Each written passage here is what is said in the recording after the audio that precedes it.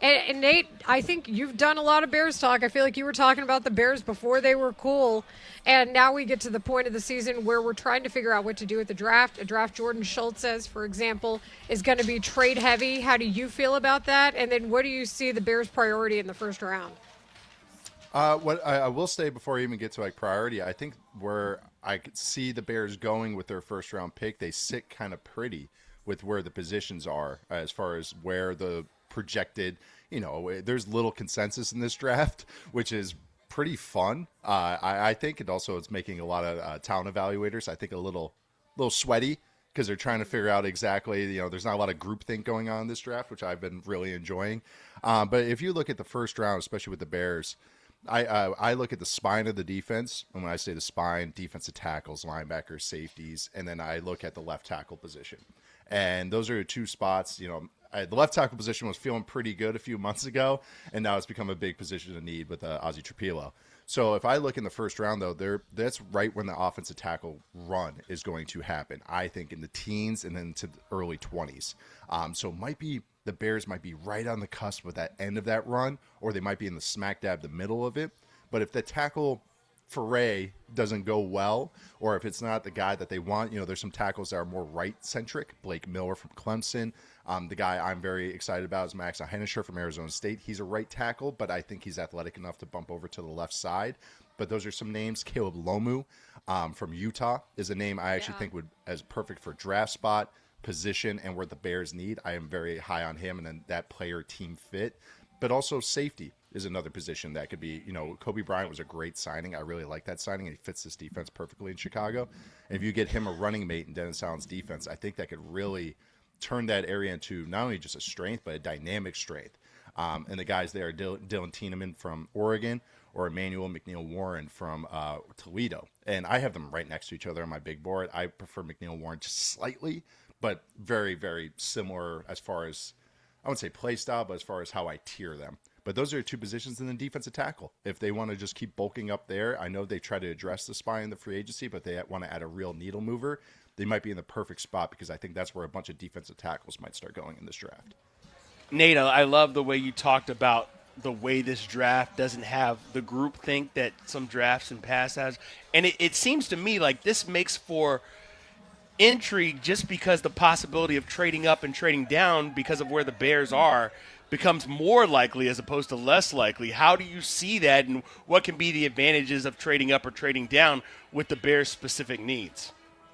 Yeah, it's nice that they have that second rounder from the DJ Moore trade, and I think that this draft, I would say the strength of it is, but I would rather be in this area from 25 to 60 than have maybe a pick in the top 12 in the weirdest way, because there's a lot of blemishes even with the top guys, and I'd rather have a lot of dart throws. So I actually think the Bears are sitting okay with 3 picks, in the top 60. But I do think that the trades could happen because, there's a lot of intrigue with Ty Simpson, quarterback from Alabama. I prefer Garrett Nussmeier just slightly, but I have him tiered exactly the same. But I think Bears and other teams that are in these late 20 spots just try and drum up and make Ty Simpson sound like the greatest quarterback they've ever seen. Try and get somebody to trade up for him into the first round. But I do think that those little mini trades that happen, I just mentioned the tackle run, like that might be a need for a trade where teams that are in the back end of the first round might want to jump to the early 20s or the late teens to just be a part of that run. There's other positions that they might feel that way as well. There might be, I think that also with the lack of consensus, and this is why I think it's really funny. I mean, draft Twitter is insane anyways. It might as well just be the nether realm. But with draft Twitter, they're all getting mad at everybody going like, how do you have this guy in the first round? How do you not have this guy in the first round? This guy's going too high. It's like, dude, the league has no consensus on any of these guys. There's going to be so many surprises on draft night. But I don't think anyone could be angry or too excited because I just think boards are all over the place. And because of that lack of consensus, a guy that I think might go 28 might go 10. A guy that I think might go 12 or 15 might go 45. But why I'm saying all that is that's where trades happen because teams identify quote unquote their guy. And I think everybody in the league is on the same page about, okay, I'm not going to have to, sell the farm to move up. Like the trades are going to be kind of nullified a little bit as far as the capital that you have to expend to make those trades. So I think with that leads to more trades when people aren't asking for everything, unless you're the Eagles and Howie Roseman. He'll ask for everything every single time. Fair enough. And you should. Hey, Tice, I had an enjoyable time on the flight from O'Hare to Las Vegas last night. One of the things I did was watch the 301 podcast with a guy named Mike Tice as your guest, the father of I got a couple questions. First of all, were you Nathan growing up? Because I noticed like right away, of course, Mike Tice, the former Vikings head coach, former Bears coach as well. He was their offensive line coach, and I believe assistant head coach. I think he had that distinguishment as well. But did he call you Nathan growing up? And I know the answer to the test, but I'd like you to tell the people and try to express his opinion and yours as well on another offensive lineman that has been mocked to the Bears, and several of these out there on Twitter, in Caden Proctor. Oh, yeah. So he called me Nathan usually only when I was in trouble or trying to make a point.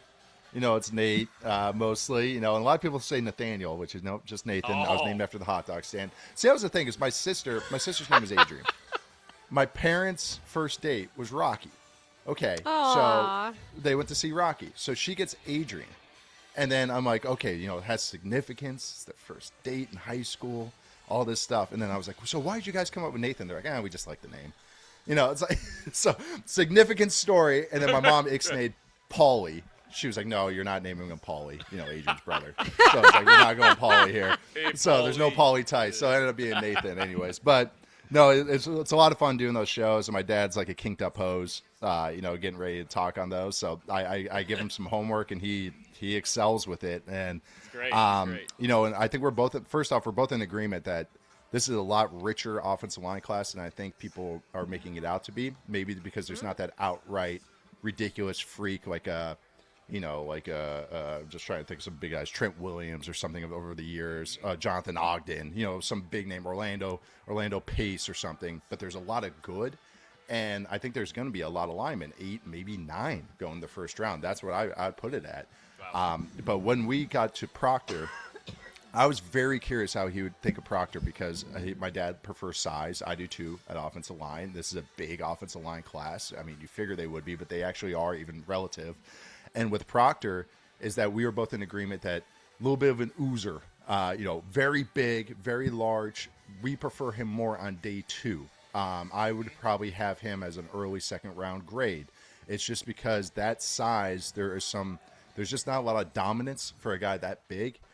There's not a lot of guys just absolutely getting blown off the ball. Like when I watched, Darnell Wright coming out of Tennessee, there's a lot more movement coming out of that on his blocks and an offense that, spread, but they were at you at Tennessee. But when I watch Proctor, there's just not that. And these big guys can have some issues. Guys over 360 pounds, there's not a huge history of success. There's a couple.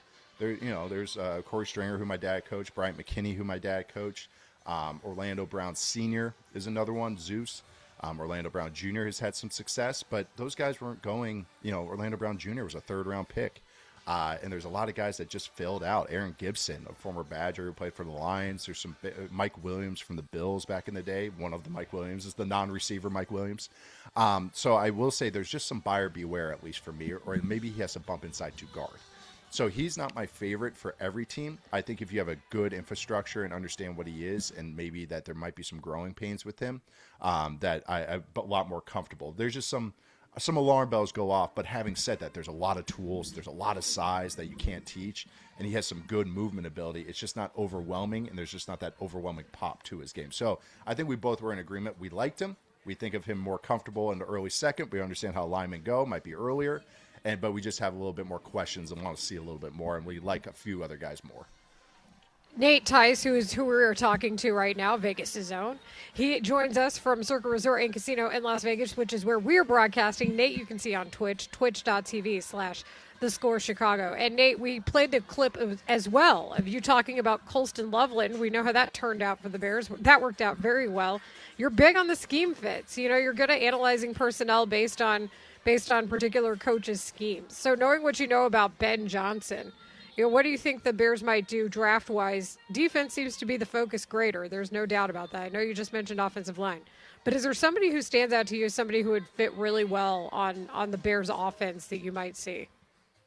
Oh man, it's the DeAndre Swift originally. I thought the Bears would really be in the running back market this offseason, but then DeAndre Swift had his best year ever as a pro, and was probably one of the more improved players in the NFL. I really mean that, which is so funny to say because he's been paid, he's been drafted highly, but he really improved. I really was giving a lot of credit to Eric Bieniemy last year for really just kind of honing him in. So I this is like, just to me, I would love a flourish at running back, but that's the thing. That's not a great running back class. So I wish I could answer your question with a good answer. Maybe going, I think the thing, too, is that the Bears' offensive line last year was very good, very healthy. Now I've already talked about left tackle. Just because it was good for 1 year and you have some decent answers for a year doesn't mean stop addressing it. So I think on day 2, if they keep addressing, like if they don't go left tackle in the first round, I mean, they could go left tackle, but I think with one of those second-round picks or even that third-round pick, address the interior of the offensive line. Get a guy that can play center, maybe be your long-term center. It's a great center class. I know they traded for Garrett Bradbury. I'm going to be very honest. Garrett Bradbury's kind of below average of a center. He's fine. He's better than what the Bears have had outside of last year. After what they had, Mustapher, insert name Lucas here, Patrick, like just what they had tried out there at center for years and years. But this is a good center class on day 2, so one of those picks. The guy I really like is Jake Slaughter from Florida. I think he'd actually be a great scheme fit. He's got some good size, kind of like a Diet Coke Frank Ragnow, who Ben Johnson was with in Detroit. But that would be a good guy to maybe get at 60 or 89. One of those 2 picks, I think that is kind of his range. 89 probably is more of his range, but there's a good center crop in that kind of third round. That's another position I think that just getting another guy that maybe has some guard swingness that just Jonah Jackson was healthy for the first time in a while last year. Can't always bet on that, So it's just one of these things where I just don't want a strength to turn into a weakness very quickly because of some injuries. So I just think offensive line needs to be addressed, even if it's not left tackle, something on the interior on day 2. And that's the name that comes to mind is Jake Slaughter. Defensively, maybe I kind of like where they're at with corners. There's some linebackers on day 2 that are pretty interesting. Anthony Hill might be already gone. I would love if he was there. He's fast. He can blitz well. Dennis Allen would probably really love him in this type of defense. But he would probably be gone by the time they pick in the middle of the second round. Jacob Rodriguez, I'm not super high on, but this is the range for him from Texas Tech. A good athlete, can do a little bit of everything. Maybe not that thumper linebacker, though. Josiah Trotter. From Mizzou is another linebacker in this kind of range. So like linebacker, I think would be another position. I know they paid for Devin Bush, but the Bears linebackers seem like they just drop like flies every single season. So I kind of just, another position to maybe drop in there. So linebacker, interior offensive line, that's kind of where my eyes are. I would say receiver, but I really like that Khalif Raymond signing to kind of boost up the young guys. I thought that was a really good signing to round out the room. Well, Nate, this has been fantastic as always, and we appreciate the strategery as well, to use a fun term. But there was good strategy there, so thanks again for joining us. The Football 301 podcast is where you can still hear Nate. You can read Nate at Yahoo Sports. Nate, thanks again for joining us.